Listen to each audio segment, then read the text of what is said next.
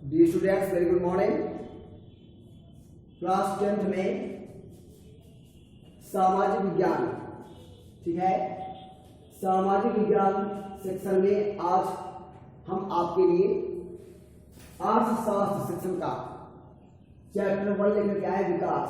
ठीक है, हालांकि इसके पहले वाले वीडियो में भी हमने अर्थशास्त्र में चैप्टर 1 विकास के बारे में हमने कुछ महत्वपूर्ण शब्दों को आपको समझाया था, उनका वर्णन किया था, और ऐसी उम्मीद करता हूं कि वो सारे शब्द आपको भली प्रकार से समझ में आ गए होंगे।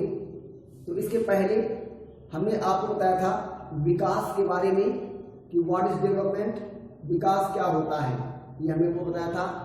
ठीक है, और राष्ट्रीय विकास क्या होता है, ये हमने आपको बताया था, और बहुराष्ट्रीय कंपनियां क्या होती हैं, ये हमने आपको बताया था, और आर्थिक विकास क्या होता है, औसत आय क्या होती है, और साथ साथ में अर्थव्यवस्था क्या होती है। ठीक है, क्या बताया था आपका, नवा भी ले लेते हैं हम, अर्थव्यवस्था क्या होती है ये भी समझ लेते हैं। ठीक है, तो प्यारे बच्चों आइए समझते हैं। सबसे पहले दिया है क्या, चलिए अर्थव्यवस्था यहाँ पर यहाँ पर है, तो सबसे पहले हम समझ लेते हैं कि अर्थव्यवस्था क्या होती है। ठीक है, आप जानते हो कि वर्तमान का जो युग है वो अर्थ का युग है। ठीक है, और अर्थ मीन्स होता है धन, अर्थ मीन्स क्या होता है, धन। ठीक है, अर्थात वर्तमान समय में देखा जाए तो धन का युग है। धन का मतलब क्या, मुद्रा, पैसे, है ना। तो वर्तमान में धन का युग है, धन का समय है, और जिसके पास धन नहीं है, ठीक है, वो आदमी बेकार है, या ये समझ लीजिए जिस देश के पास में धन नहीं है तो वो देश बेकार है।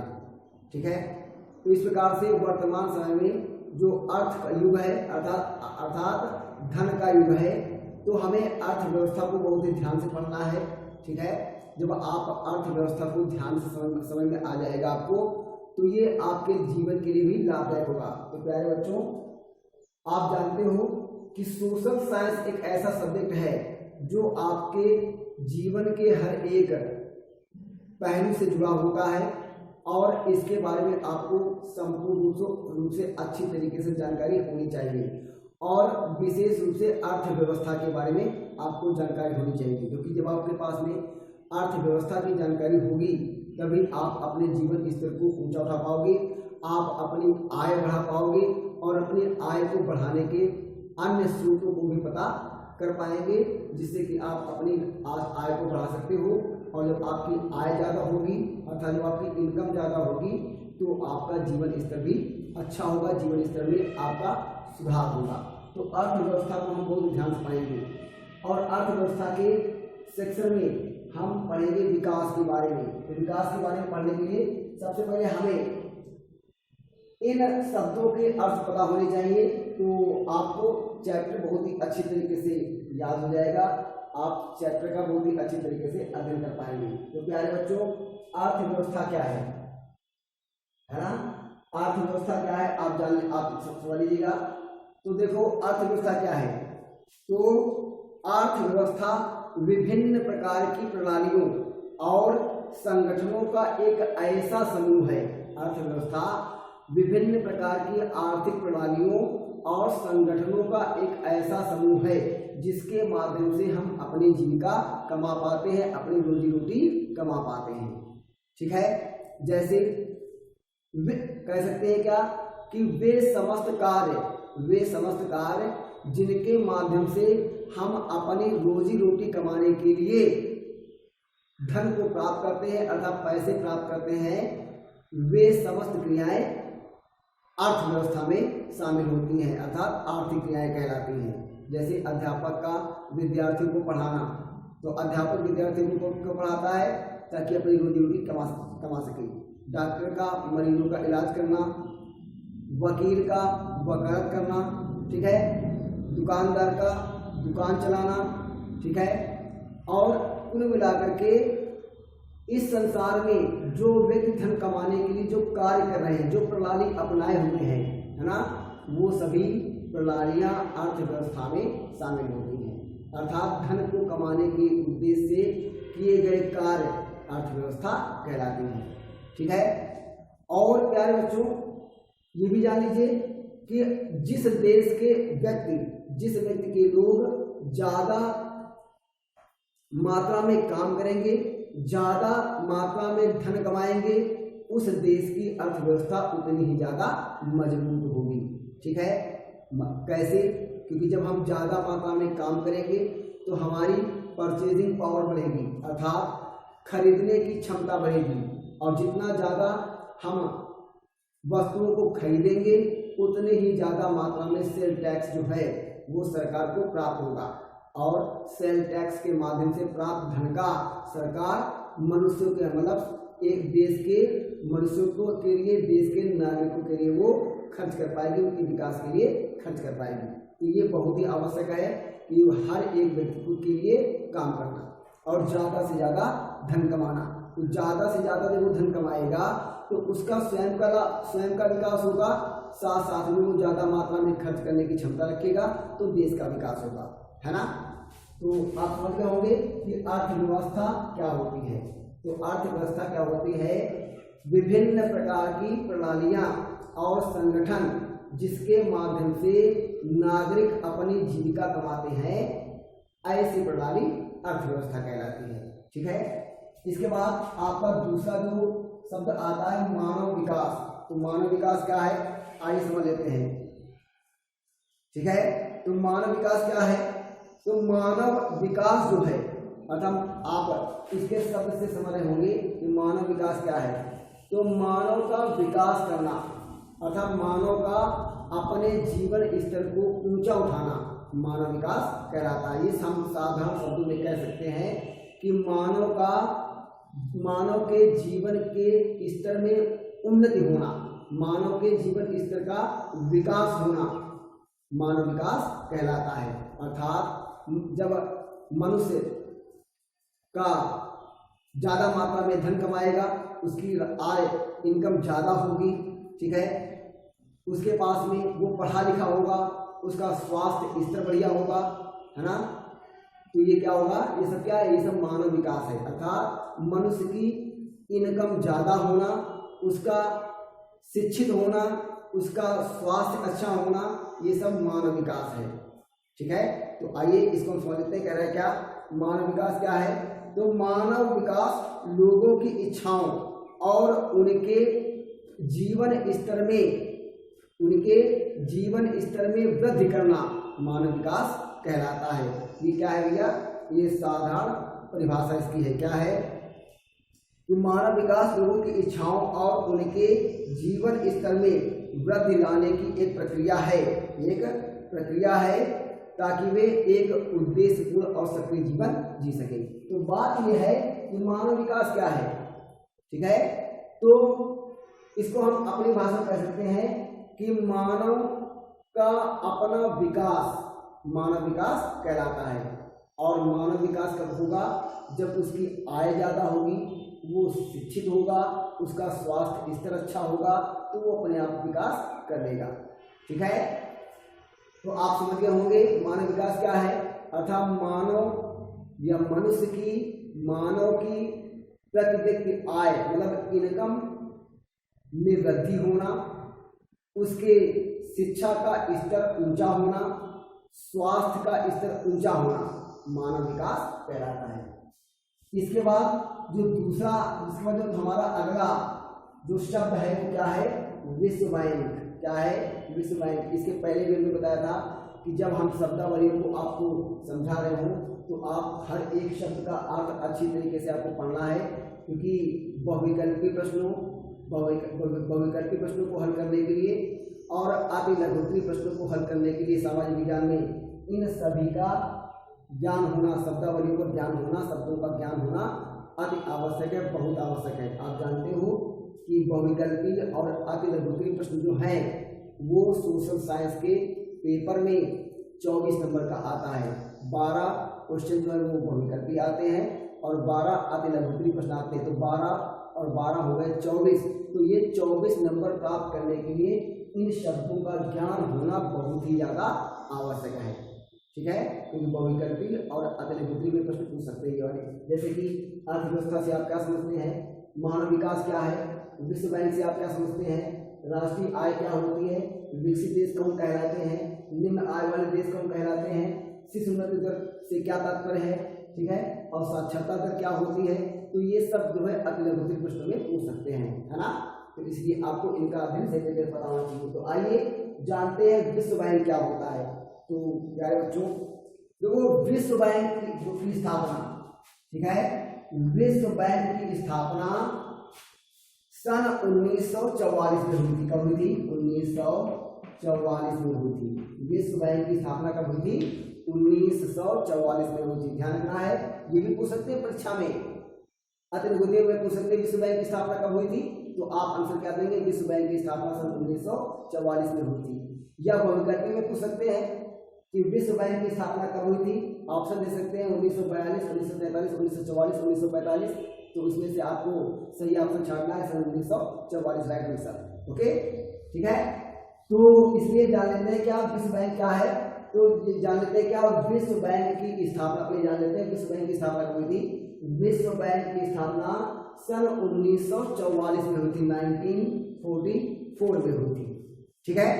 और इस बैंक का उद्देश्य था कि निर्धन और संसाधन विहीन और विकासशील देशों को वित्त और तकनीकी सहायता उपलब्ध कराना। तो प्यारे बच्चों, विश्व बैंक क्या है ना। तो विश्व बैंक की स्थापना सन 1944 में हुई थी। विश्व बैंक की स्थापना सन 1944 में हुई थी और इसकी स्थापना का उद्देश्य था निर्धन, ठीक है। इसकी स्थापना का उद्देश्य क्या था कि निर्धन और संसाधन विहीन गरीब देशों को आर्थिक सहायता प्राप्त करना, ताकि वो अपना विकास कर सके। आप जानते हो विश्व बैंक जो है वो दुनिया के गरीब और संसाधन विहीन देशों को, है ना, धन से सहायता देता है ताकि वो अपने देश में विकास कार्यों को कर सके, ठीक है। तो समझ गए, बताओ कि विश्व बैंक क्या है, समझ लेते हैं इसे।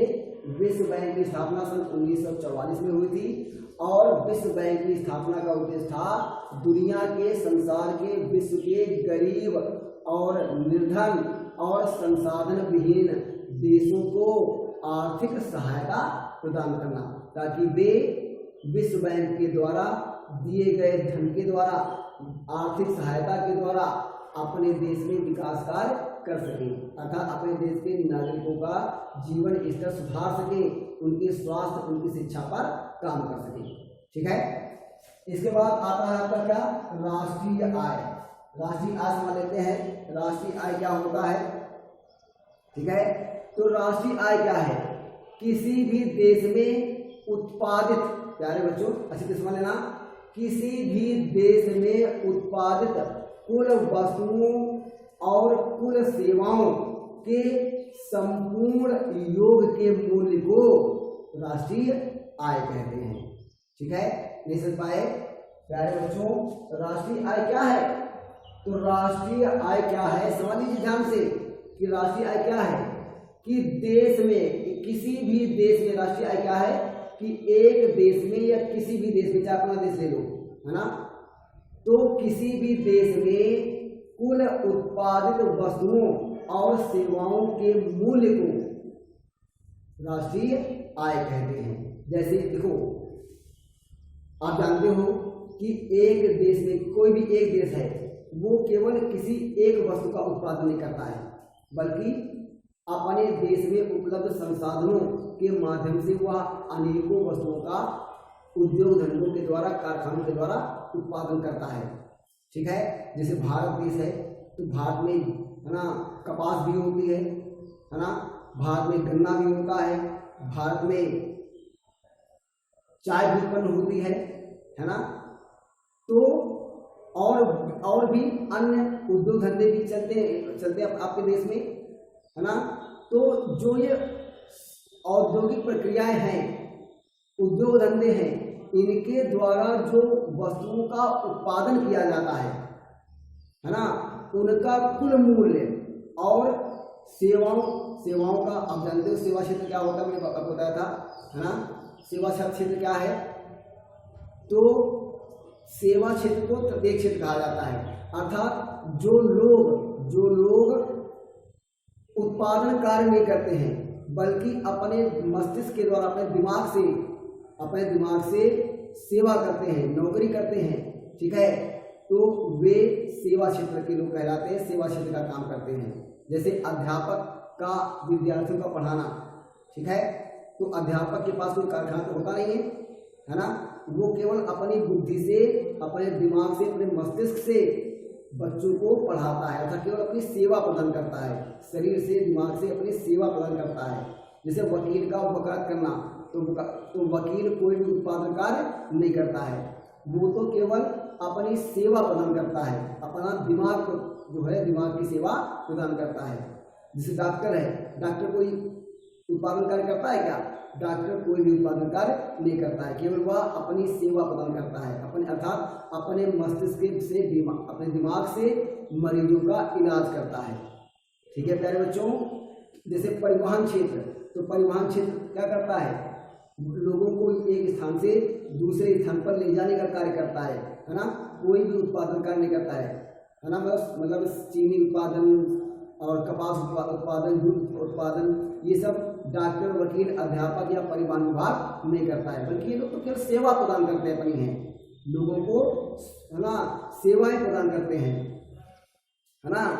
तो लेकिन जो लोग सेवा सर्विस करते हैं, सेवा करते हैं, वो लोग भी आर्थिक क्रिया करते हैं, जैसे अध्यापक पढ़ाता है, उसको धन प्राप्त होता है, तो वो उस धन से वह वस्तुओं को खरीदता है और वस्तुओं को खरीद करके सरकार को सेल टैक्स देता है और सरकार उस सेल टैक्स से प्राप्त धन को, है ना, विकास कार्यों में खर्च करती है। तो ऐसे अध्यापक है, डॉक्टर है, वकील है ना, ये सब अपनी अपनी आय का थोड़ा हिस्सा, जिसको हम इनकम टैक्स बोलते हैं, सरकार को पे करते हैं, है ना।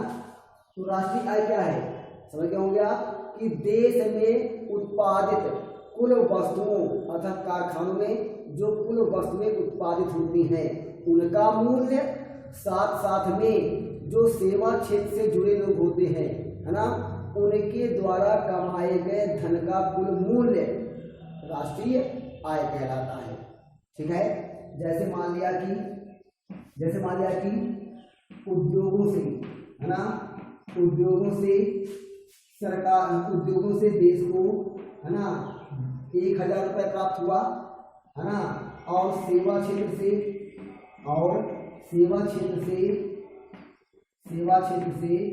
देश को 500 रुपये प्राप्त हुए, तो कुल राष्ट्रीय आय कितनी हुई, है ना, कितनी राष्ट्रीय आय हुई, 1500, कितनी हुई भैया, 1500 राष्ट्रीय आय हुई, है ना।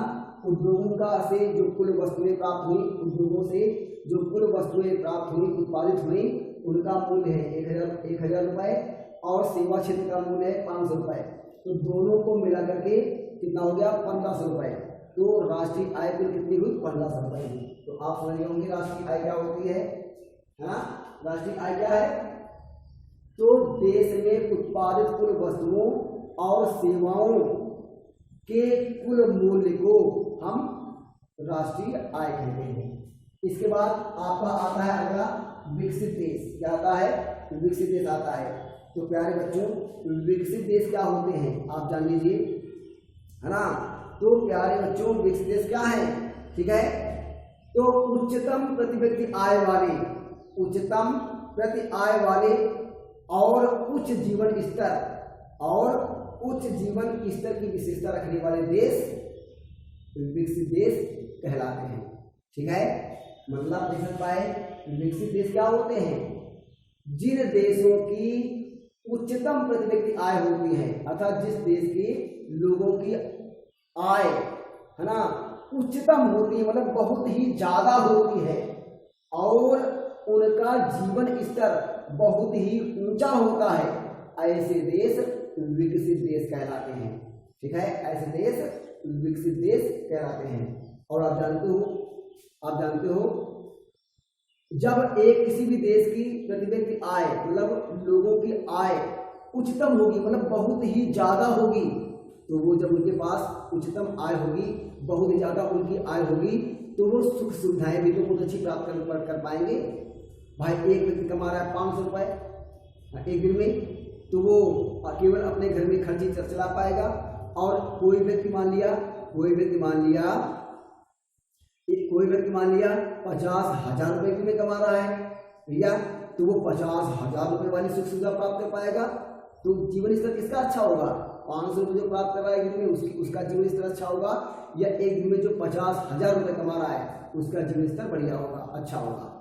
तो मेरी समझ से जो व्यक्ति 50,000 रुपये एक दिन में कमा रहा है उसका जीवन स्तर ज्यादा बढ़िया होगा। तो यही तो है अमेरिका और इंडिया में, है ना। भारत एक विकासशील देश है क्योंकि यहाँ पर प्रति व्यक्ति आय अर्थात हर एक आदमी की जो आय है वो कम है।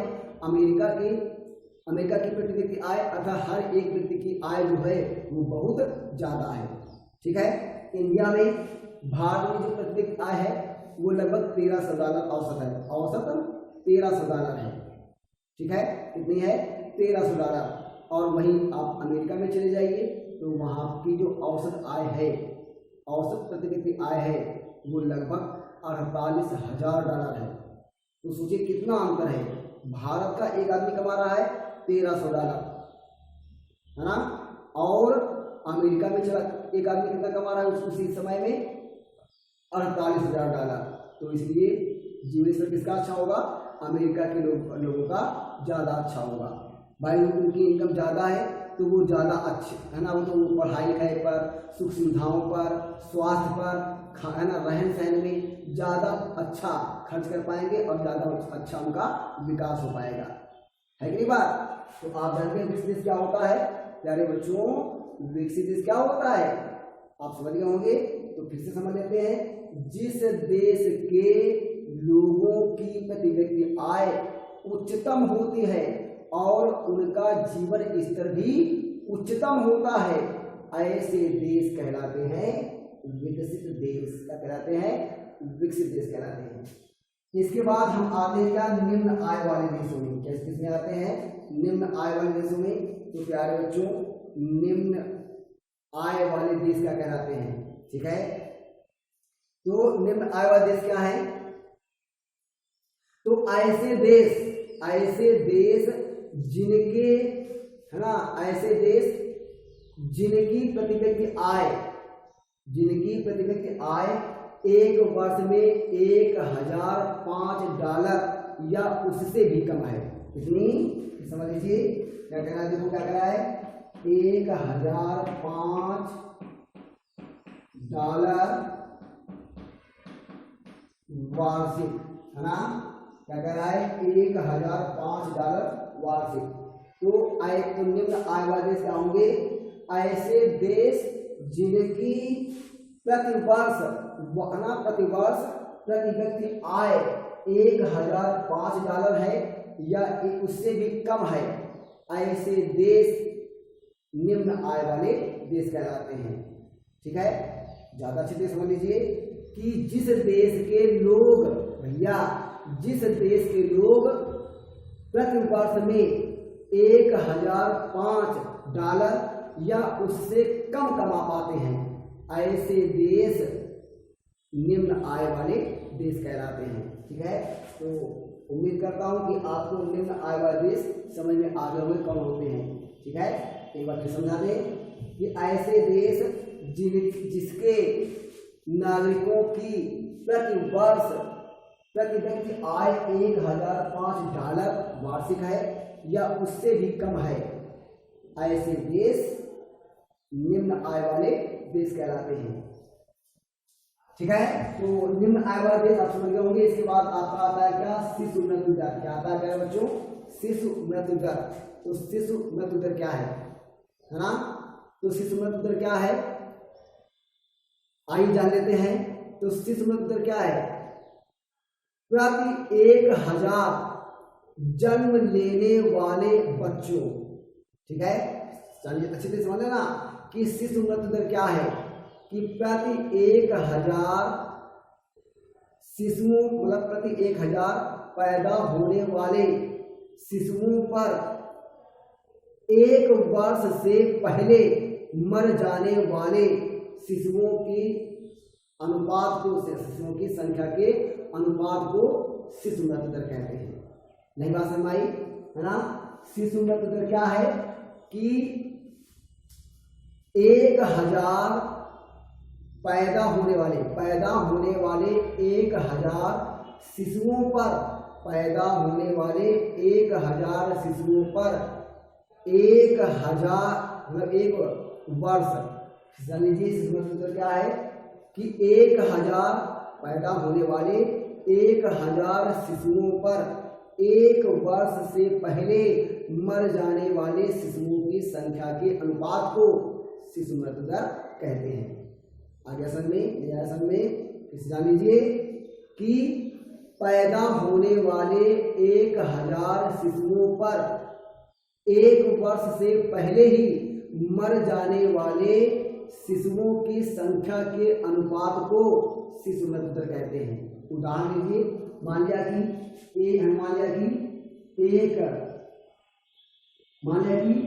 1000 बच्चों का जन्म हुआ, ठीक है प्यारे बच्चों समझ लीजिए, 1000 शिशुओं का जन्म हुआ, 1000 बच्चों का जन्म हुआ और इन 1000 पैदा होने वाले बच्चों में, इन 1000 पैदा होने वाले बच्चों में 32 बच्चे जो हैं वो 1 वर्ष से पहले ही मर गए, है ना। 1 वर्ष से पहले ही मर गए तो शिशु मृत्यु दर क्या होगी? तो शिशु मृत्यु दर होगी 1000 अनुपात 32। क्या होगी? 1000 अनुपात 32। समझ के बाद तो बताओ शिशु मृत्यु दर क्या है ना। तो पैदा होने वाले प्रति 1000 बच्चों पर 1 वर्ष से पहले ही मर जाने वाले बच्चों, मतलब प्रति 1000 पैदा होने वाले बच्चों पर 1 वर्ष की आयु पूरा करने से पहले ही मर जाने वाले बच्चों की संख्या के अनुपात को शिशु मृत्यु दर कहते हैं। ठीक है, जैसे मान लिया कि 1000 बच्चे पैदा हुए और 1 वर्ष से पहले ही 32 बच्चे मर गए तो शिशु मृत्यु दर क्या हुआ? 1000 अनुपात 32। ठीक है, इज दैट क्लियर? आगे देखते हैं पहला क्या, साक्षरता दर क्या है। तो प्यारे बच्चों लास्ट हमारी शब्दावली क्या है? साक्षरता दर। समझ लेते साक्षरता दर क्या है? कह रहा है क्या, है ना। तो साक्षरता दर क्या है? 7 वर्ष या उससे ऊपर की, है ना, 7 वर्ष या उससे ऊपर के, है ना, 7 वर्ष या 7 वर्ष से ऊपर की आयु वर्ग के साक्षर जनसंख्या को साक्षरता दर कहते हैं। साक्षरता का मतलब ये नहीं है कि आज मनुष्य खूब पढ़ा लिखा हो। साक्षर का मतलब है उसे अक्षरों का ज्ञान हो और वो लिख पढ़ सके। साक्षर का मतलब क्या है कि उसे अपनी भाषा का, ये नहीं कि हम तमिल जान, है ना, तमिल भाषा का ज्ञान हमें हो, बंगाली भाषा का अक्षरों का ज्ञान हो, नहीं, हम जो भाषा बोलते हैं, है ना, उस भाषा के अक्षरों का ज्ञान होना और उस भाषा को लिख लेना और पढ़ लेना साक्षरता कहलाता है। ठीक है, साक्षरता क्या है? अपनी भाषा, अपनी बोली जाने वाली भाषा के अक्षरों को पढ़ लेना और लिख लेना साक्षरता कहलाता है। तो साक्षरता दर क्या है? साक्षरता दर क्या है कि 7 वर्ष या उससे ऊपर के साक्षर जनसंख्या को साक्षरता दर कहलाता है। ठीक है, जैसे मान लिया भारत में, भैया जैसे मान लिया भारत में है ना 100 लोग रहते हैं, कितने लोग रहते हैं? 100 लोग रहते हैं और इन 100 लोगों में से आप जानते हो बहुत से गांव ऐसे हैं कि जहाँ पर जो बुजुर्ग लोग हैं वो कहते हैं भैया हमें भैया पढ़ना नहीं आता, हमें लिखना नहीं आता है, मतलब वो पढ़ना लिखना जानते नहीं है, तो वो कभी स्कूल ही नहीं गए, है ना, तो उन्हें अक्षरों का ज्ञान क्या होगा, है ना। तो क्या कह रहा है? तो मान लिया कि हमारे देश में 100 लोग रहते हैं और 100 लोगों में से 63 लोग ऐसे हैं, 100 लोगों में से 63 लोग ऐसे हैं जो अपनी भाषा को, अपनी द्वारा बोली जाने वाली भाषा को, है ना, माने हिंदी बोलते हैं तो हिंदी भाषा के अक्षरों को पहचान लेना, उनको लिख लेना और पढ़ लेना, है ना, साक्षरता क्या कहलाता है, साक्षरता कहलाता है। तो भारत की जो साक्षरता दर हुई वो कितनी हुई, वो हुई 63%, कितनी हुई 63% हुई, 63% हुई, है ना। एक बार फिर समझ लेते हैं साक्षरता दर क्या है ना, एक बार फिर जान लेते हैं साक्षरता दर क्या है। 7 या उससे ऊपर की आयु के लोगों का अपनी भाषा के अक्षरों को पढ़ लेना और लिख लेना साक्षरता दर कहलाता है। ठीक है, जैसे हमारे देश में 100 लोग, मान लिया 100 लोग रहते हैं, 100 लोग रहते हैं और उसमें से 63 लोग ऐसे हैं जो अपनी भाषा को पढ़ सकते हैं और लिख सकते हैं, उसके अक्षरों को पहचान सकते हैं, है ना। तो हमारे देश की साक्षरता दर कितनी हुई, 63% हुई। ठीक है, तो उम्मीद करता हूँ कि ये सारे के सारे शब्दों को आपको अच्छी तरीके से समझ आ गया होगा और इसके बाद में जो अन्य कुछ शब्द बचे हुए हैं वो हम आपको अपने अगले वाले वीडियो में समझाएंगे। तब तक के लिए गुड बाय।